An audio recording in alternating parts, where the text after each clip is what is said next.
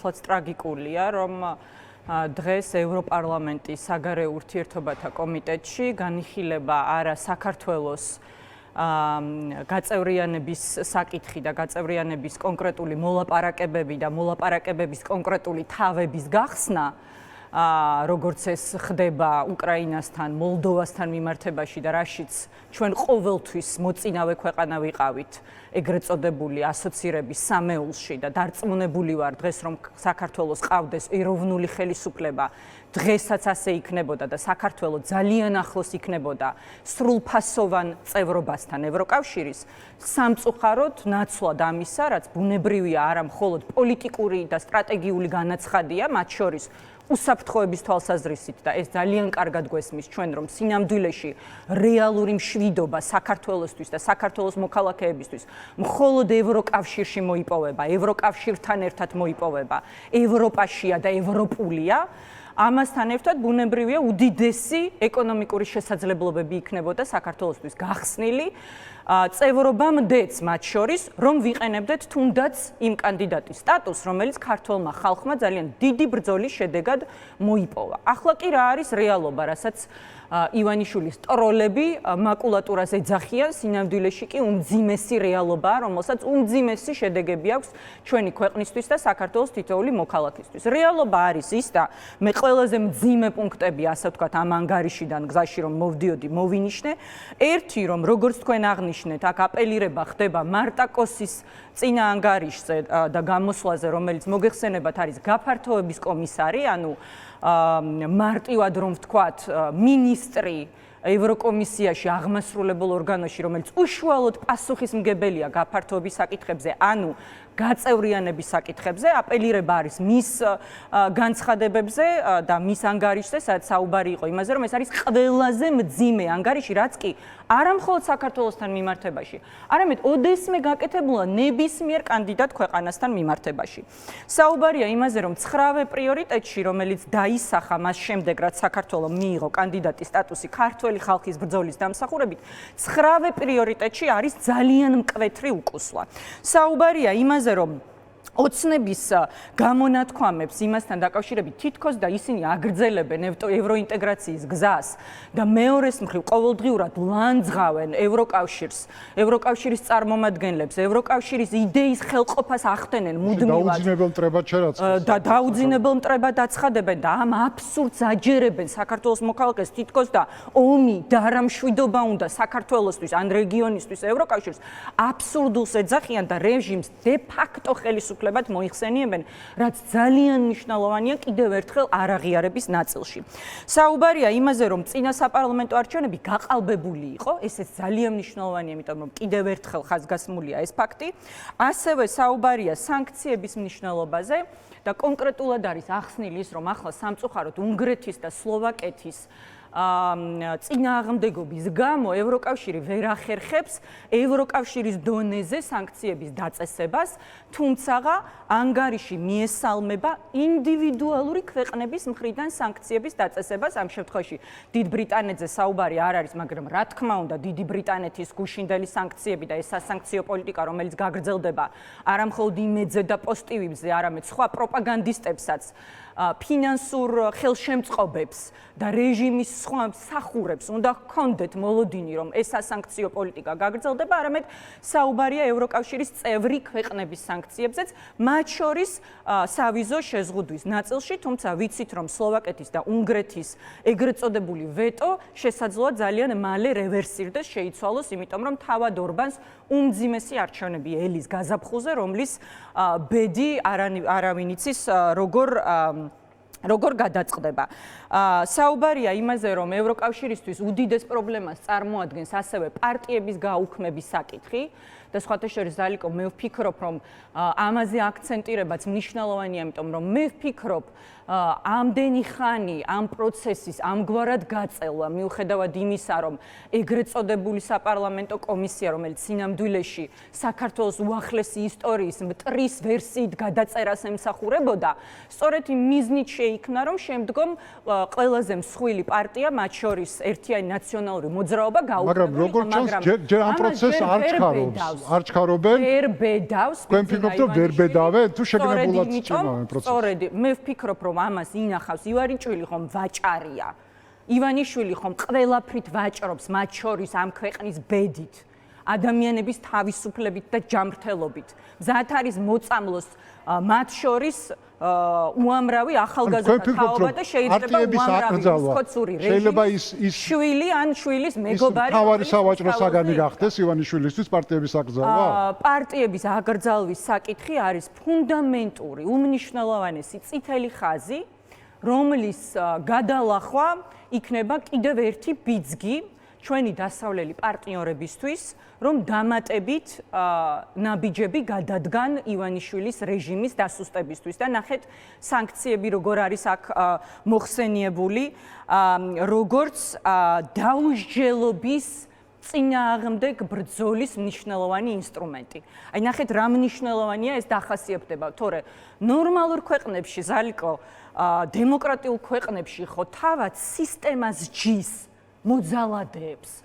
თავად სისტემას ჯის ადამიანებს, რომლებიც სახელმწიფო გადატრიალებას აწყობენ და ხელყოფენ ქვეყნის კონსტიტუციას, რომელიც ფეხქვეშ თელავენ 78 მუხლს, რომელიც ამბობს, რომ საქართველო უნდა გახდეს ევროკავშირის და ნატოს წევრი, რომელიც საკუთარ ხალხს წამლავს, საკუთარ ხალხს ცემს, აწამებს, ციხეში კეტავს არაფრის გამო, ევროკავშირის დროშის ტარების გამო.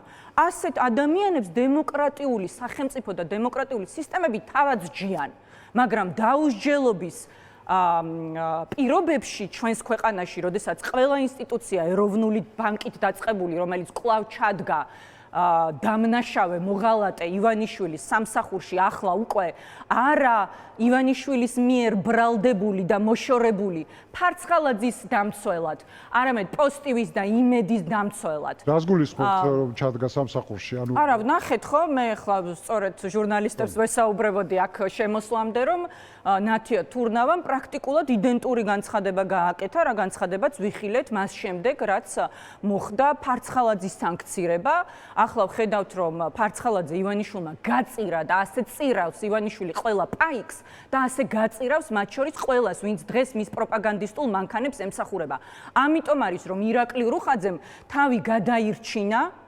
გადაირჩინა რეალურად? ეს ნიშნავს, რომ მან თავი გადაირჩინა? ნახეთ, მას ამის იმედი აქვს და მინდა გითხრათ, რომ ერთგვარად ამ თვალსაზრისით პრაქტიკა და ეს კონკრეტული სანქციები და მათი აპლიკაციაც, ანუ მათი გავრცელებაც ბუნდოვანების გარკვეულ შესაძლებლობას ტოვებს.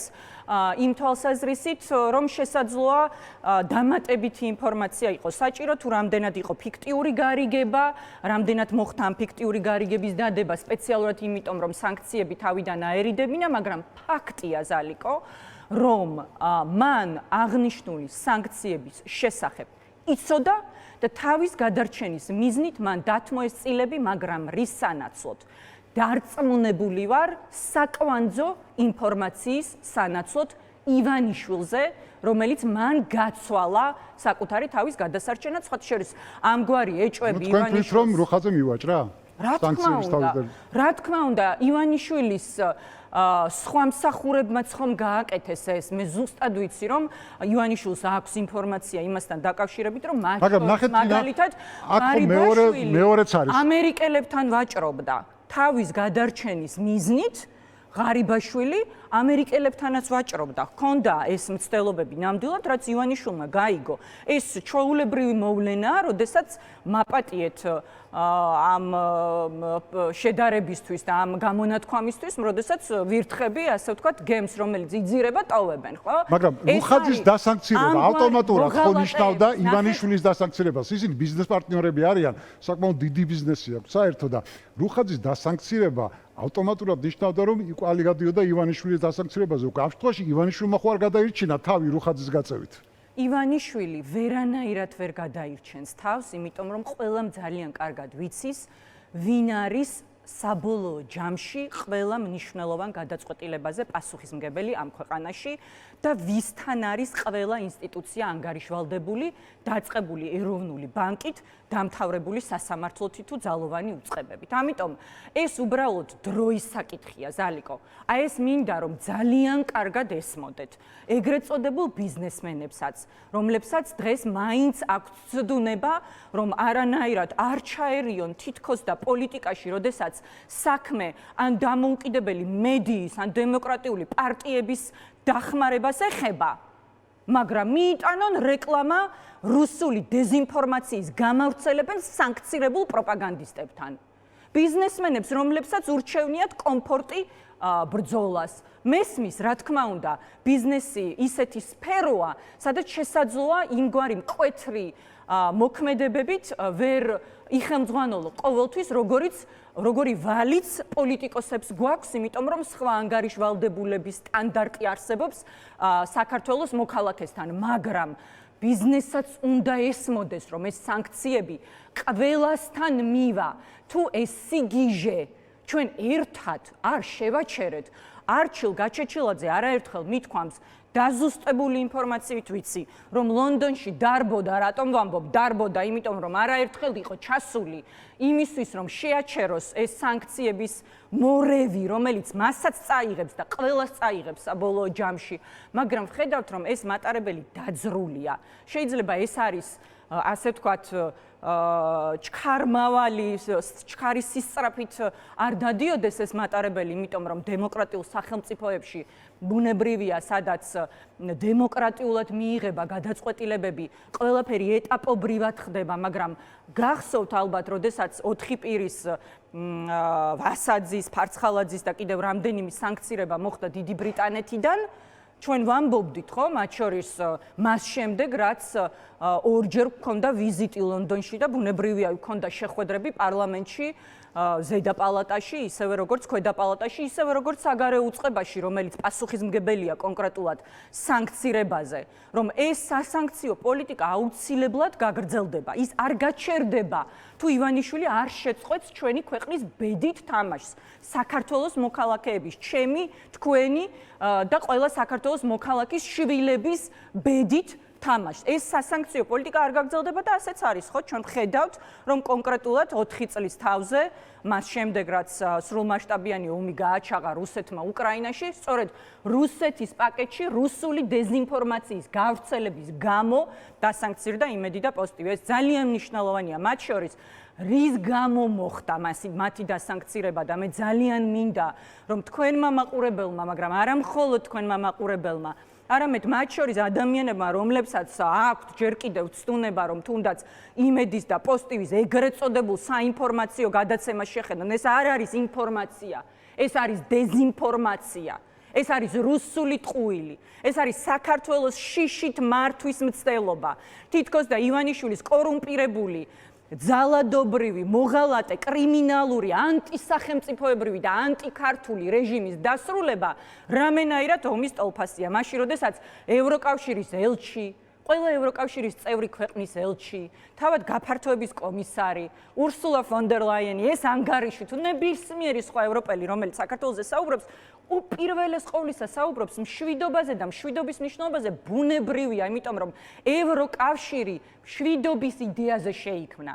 არ ყოფილა ომი ევროკავშირის წევრი ქვეყნების ტერიტორიაზე მეორე მსოფლიო ომის შემდეგ. მხოლოდ რუსეთს მოაქვს ომი ევროპის კონტინენტზე და ყველგან, სადაც ის მიდის. და როგორ შეიძლება საქართველოს აირჩიოს რუსეთი და უარი თქვას ევროკავშირზე, მაგრამ სამწუხაროდ სწორედ ამ მოცემულობის წინაშე დგავართ და ეს არის სწორედ ასახული დღევანდელ ანგარიში. დღეს ევროპარლამენტიდან ქართული ოპოზიციის მიმართაც იყო გზავნილი, ჩვენ მოვისმენთ ერთ-ერთი ევროპარლამენტარის განცხადება, ის ელოდება ოპოზიციისგან კონკრეტულ ქმედებებს და ისიც იყო, რა თქმა უნდა, ჩვენ უნდა დავეხმაროთ ოპოზიციას იმაში, რომ უფრო აქტიურად იყოს. რა მოლოდინი აქვს ბრიუსელს ოპოზიციისგან? ბრიუსელს ოპოზიციისგან ერთადერთი მოლოდინი ჰქონდა, აქვს და ექნება და ეს მოლოდინი ბრიუსელს, ვაშინგტონს და ყველა სხვა დედაქალაქს ლონდონის ჩათვლით, სადაც ბოლო 1 წლის განმავლობაში ჩავსულ ვარ, იყო მეტი, მაგრამ რეალური და ქმედითი ერთიანობა. ეს იყო მათ შორის 2024 წლის საპარლამენტო არჩევნებამდე, რა მიზნითაც სხვათა შორის შეიძლება მაყურებელს ახსოვს, ეგრეთ წოდებული ბრიუსელის შეთანხმება შედგა, მაშინ საგანგებოდ დემოკრატიული პოლიტიკური ძალების წარმომადგენლები ჩავედით ბრიუსელში ორდღიანი მსჯელობის შედეგად, რომელშიც ძალიან მაღალი დონის ევროპელი ლიდერები მონაწილეობდნენ. მათ შორის ერთ-ერთი ახლა ევროკომისარია, ორი მათგანი ჯერ კიდევ ევროპარლამენტის წევრია და ასე შემდეგ.